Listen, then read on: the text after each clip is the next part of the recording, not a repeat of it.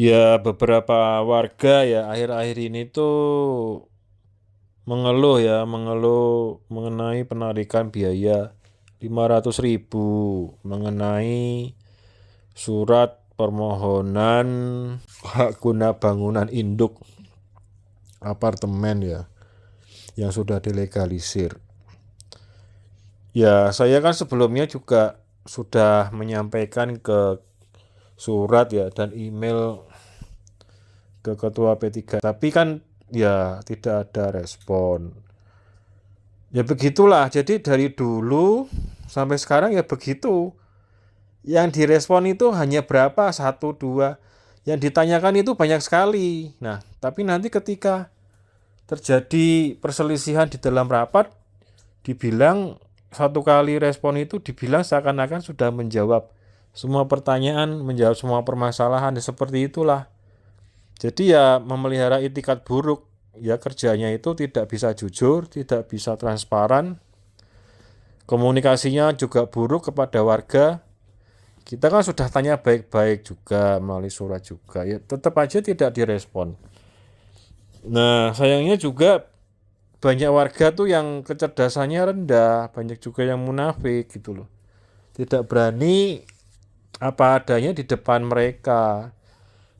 Maunya bersungut-sungut, mengeluh di depan saya, tapi ketika di depan mereka ya senyum-senyum aja. Ya bagaimana kalau melayani warga seperti itu tuh bagaimana coba? Ya seandainya kalau posisi saya itu di Anda itu bagaimana? Ya kebanyakan warga itu ya munafik, kebanyakan ya hanya omdo-omdo, omong doang. Tapi tidak disuruh untuk bertindak, untuk membantu tindakan ya diam aja.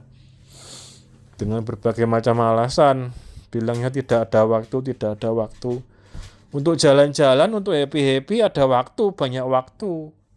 Tapi ketika minta sedikit waktu, minta minta waktu Anda sekian persen saja itu tidak bisa, itu kenapa?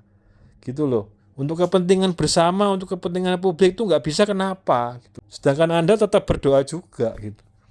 Apakah Tuhan, apakah Roh Kudus itu mengajarkan karakter manusia yang macam itu? Untuk happy-happy bisa, untuk jalan-jalan bisa, tapi ketika untuk meluangkan waktu sedikit aja untuk kepentingan bersama nggak bisa. Alasannya nggak ada waktu. Saya juga bisa punya alasan. Saya sedang sibuk main HP, jadi nggak bisa ngurusin komplain-komplain keberatan warga untuk bayar 500.000 itu nggak bisa. Bagaimana kalau saya jawabnya seperti itu? Ayo, karena banyak warga seperti itu.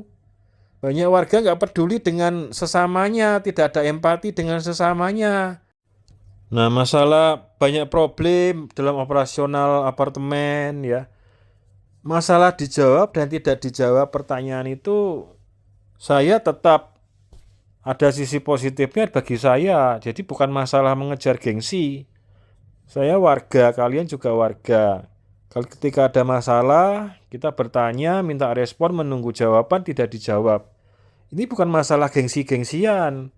Bukan masalah siapa dulu yang menyapa atau siapa dulu yang bertanya atau kepentingannya siapa. Jadi gini loh, seperti DPR juga gitu. Kejadiannya tuh sama seperti P3 tuh sama. DPR itu pembantu rakyat. Rakyat yang ingin membayar. P3 juga begitu. P3 itu kan sebenarnya mengatasnamakan warga. Gitu loh, mereka itu mengabdi bagi warga, bukannya sebagai tuan.